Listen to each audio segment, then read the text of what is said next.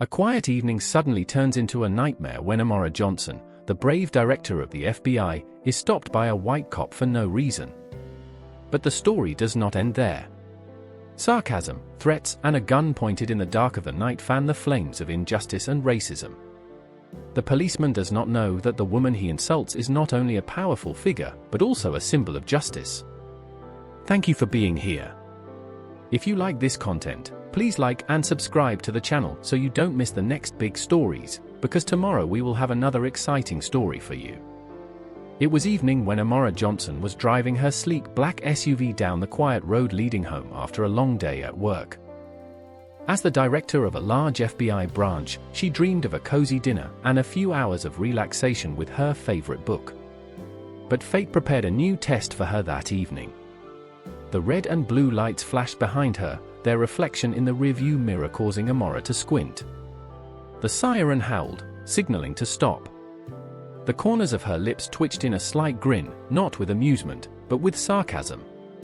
She did not violate any traffic rules, the speed was normal, the turn signals were turned on.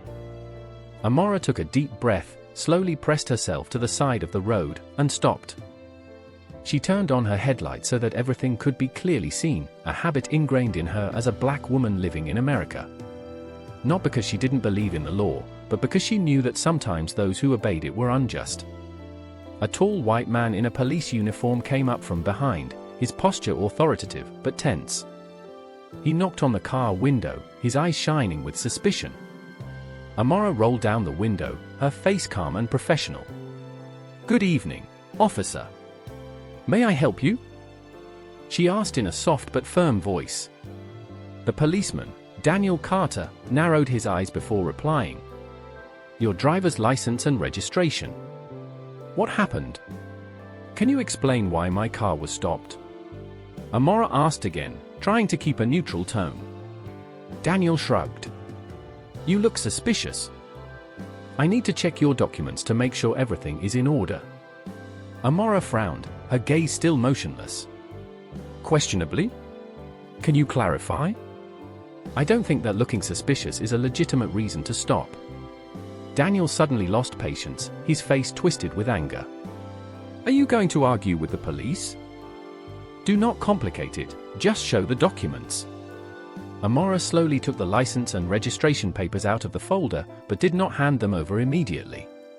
"I know the law, officer, and I know that I have the right to demand justification. If you can't provide it, it's an abuse of power." Daniel slammed his palm against the car door, making Amora flinch. "Don't teach me the law. Here I am the one who fulfills it. You shouldn't dispute me." A tense silence hung in the air. Cars passed along the road, their headlights flashing and disappearing, but no one stopped to see what was happening. Amora took a deep breath, reminding herself to stay calm. It wasn't the first time she had encountered a similar situation, but this time something was different. She could feel the hostility in Daniel's eyes and voice. "Officer, I stopped the car at your request. I don't intend to resist, but I won't submit to unreasonable demands without a good reason," she said, her gaze steady.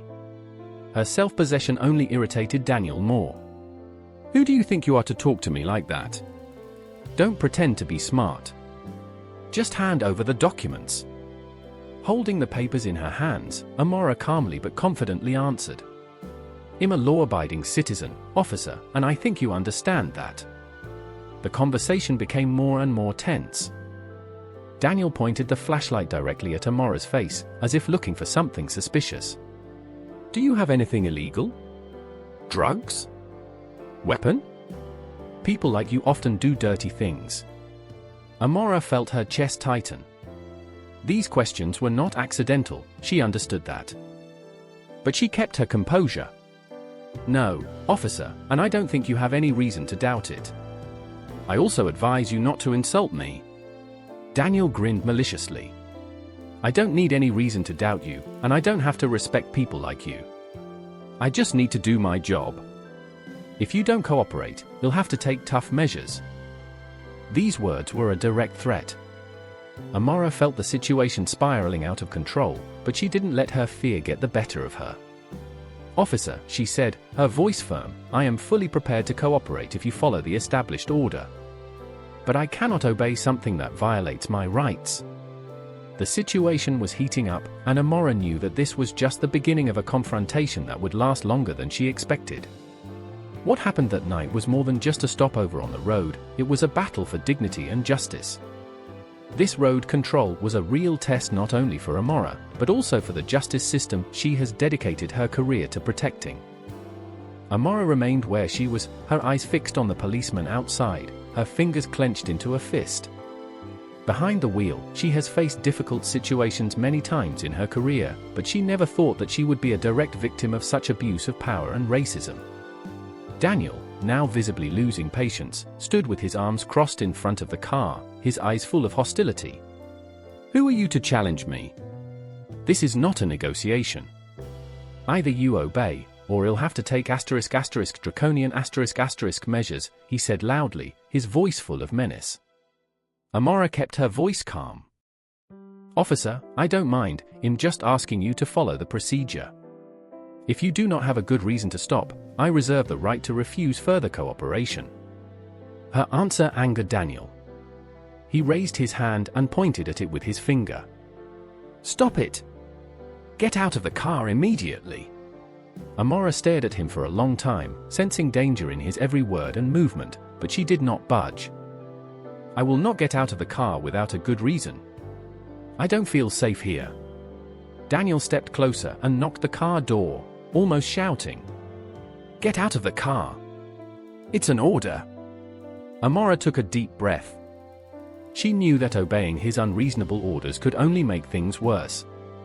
She has trained hundreds of agents in her career, and the first lesson has always been the same: to stay calm in any situation. "Officer, I will not obey an illegal order," she replied firmly but calmly. Daniel took a step back, his hand resting on the holster with the pistol. "People like you don't have the right to decide who's boss here. I'm the one giving the orders. Do you want to know what will happen if you disobey me?" Amora felt her heart sink as she saw his hand move closer to the weapon. This moment required the utmost caution. One mistake, one wrong word could lead to unpredictable consequences. "Officer, I'm recording this whole incident," she said, pointing to the phone attached to the dashboard. "Your actions are recorded, and if the situation goes too far, I will use this recording as evidence." Daniel grinned. "Do you think I'm afraid of cameras? What can you do? Remember, I'm in charge here."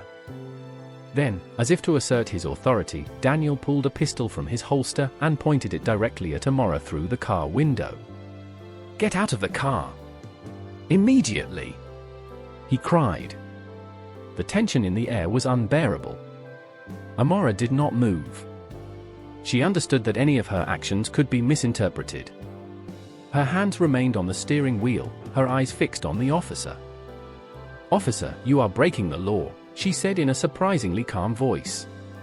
"I demand that you put away your weapons immediately. This is an abuse of authority." Daniel smirked without lowering his gun. "Don't try to be smart, girl.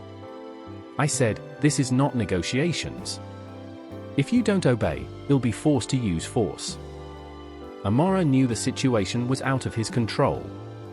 This was not just an abuse of power, it was a clear display of bias and hatred. She decided to use her last trump card.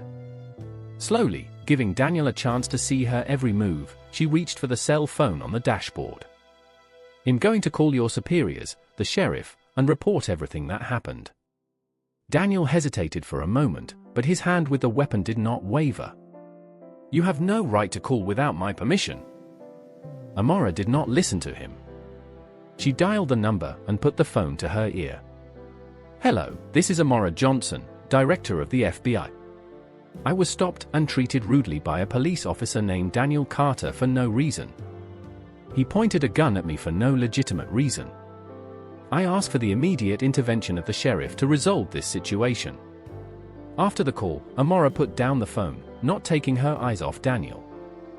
He did not seem to hear the content of the conversation and continued. "What are you doing?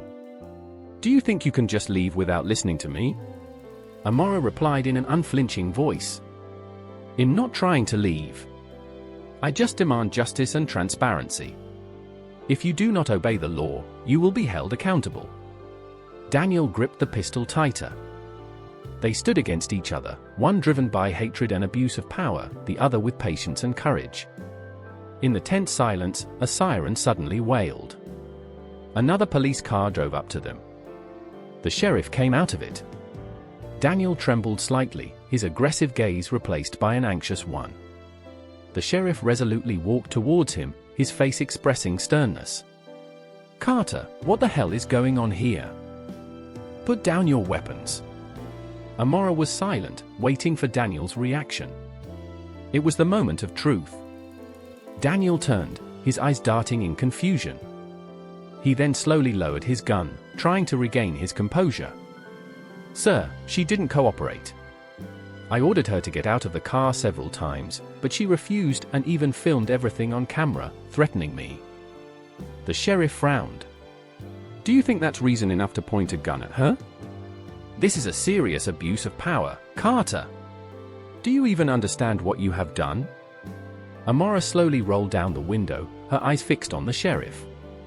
"Sir, I asked him to explain the reason for the stop. The reason to stop me was, but he didn't answer. Instead, he threatened me, forced me out of the car, and finally pointed a gun at me." Sheriff Grant turned to Amora, his eyes wide in surprise, when he recognized the woman in the car. "Are you Amora Johnson, the director of the FBI?" Amora nodded slowly. "Yes, sir. I was driving home when I was stopped for no reason. I tried to cooperate within the law, but Officer Carter's actions were unacceptable. He also insulted me repeatedly." Grant froze for a moment, then his gaze shifted to Daniel, who turned pale. "Didn't you recognize her? This is the director of the FBI. You've just made a terrible mistake." Daniel stuttered, trying to come up with an excuse. I didn't know, sir. She did not present the relevant documents. I just followed the procedure?" Grant sighed heavily, his voice cold. "Procedure? What procedure allows you to point a weapon at a person who does not pose a danger? What procedure allows you to threaten and abuse a citizen, especially if that citizen is the director of the FBI? Idiot!" Amora interjected, her voice harsh but professional. "Sir, I've recorded the whole incident. All of Officer Carter's actions, every word he says is in this video. I demand not just an explanation, but a full investigation of his actions." Sheriff Grant took a deep breath, trying to calm himself. He understood that this was not just a small mistake, but a serious incident that could attract media attention. He turned to Daniel. "Give me your weapon," Grant ordered. Daniel, having no choice, surrendered his weapon. Grant examined it for a moment, then put it in his pocket. After that, he motioned for Amora to get out of the car. "Miss Johnson, could you come out? I promise that I will personally take care of this matter." Amora agreed, opened the door, and walked out. She stood up straight, her gaze firm and fixed on Daniel. "I only need justice and transparency. You broke the law, and I will do everything to hold you accountable for it." Grant called in several officers to resolve the situation. They arrived quickly, and Grant handed Daniel over to his subordinates. "Carter, you're officially suspended from service. Your actions will be investigated." Daniel tensed, but didn't dare to object. He muttered something under his breath, but his eyes expressed a mixture of anger and fear. Amora looked at what was happening and couldn't help but feel sad. It wasn't the first case of abuse of power among police officers she'd seen, but being a direct victim made her realize how much more needed to be done to change the system. Before leaving, Amora turned to Sheriff Grant. "I hope you take it seriously. Not only because I'm the director of the FBI, but also because it could happen to anyone. No one deserves such treatment." Grant nodded, his eyes full of remorse. "I understand, Miss Johnson. I promise that this case will not be hushed up or ignored." As she left the scene, Amora felt tired all over her body, but her heart was calm. She knew she had done the right thing by advocating not only for herself, but also for those who could not defend themselves from injustice. Behind her, Daniel was handcuffed and taken away. The other officers looked at this with heavy hearts. It was a lesson not only for Daniel, but for the entire police force. With power comes responsibility, and abuse of it will not go unpunished. The situation was brought under control, but the consequences of this incident were to come back to haunt us more than once. The next day, Chief Grant immediately initiated an internal investigation. Daniel Carter was detained and questioned about his actions. In the meantime, the Police Oversight Board and other relevant authorities have become involved. Amora did not limit herself to submitting a video recording. She presented additional evidence of insults and threats from Daniel. At a press conference, she stood in front of dozens of journalists and said, "This is not just a story about me, the FBI director who was treated unfairly. This is the story of thousands of Americans, especially racial minorities, who have suffered discrimination for decades. I intend to use all my resources to achieve justice, not only for myself, but for everyone." 2 months later, Daniel Carter officially appeared in court. The courtroom was overcrowded. Journalists, activists, ordinary citizens who were interested in the case. Daniel's lawyer tried to justify his actions with a stressful situation, but the video clearly showed that Daniel was not under threat, but on the contrary, he himself used power to intimidate an innocent person. Amora testified at the trial. She stood confidently and sternly, describing everything that had happened, from the unreasonable stop to the moment when the weapon was pointed at her. He not only abused his power, but also undermined public confidence in the legal system, Amora said. If we allow this behavior to continue, the system that is supposed to ensure justice will turn into an instrument of oppression. After several days of trials, the jury returned a verdict. Daniel Carter was found guilty of abuse of power, racial discrimination, endangering the life of another person, and violating police principles. He was sentenced to 4 years in prison. When the judge read out the verdict, Daniel lowered his head and remained silent. The hall burst into applause. For many, it was not just a victory for justice, but also a step forward in the fight against racism. The Daniel Carter case was a wake-up call not only for local law enforcement, but for the entire country. Seminars and trainings on anti-racism and professional ethics among police officers began to be held throughout the country. Amora, as FBI director, used this moment to push for reform. She met with lawmakers, community leaders, and activists to discuss new policies to prevent abuse of power in law enforcement. "This is not revenge," Amora said at a press conference. "This is a reminder that power is responsibility. We cannot build a just society if those who are supposed to protect do the harm themselves." Thank you for taking the time to tell this story. If you like this content, please like and subscribe to the channel so you don't miss new meaningful stories. Tomorrow we have another important story for you.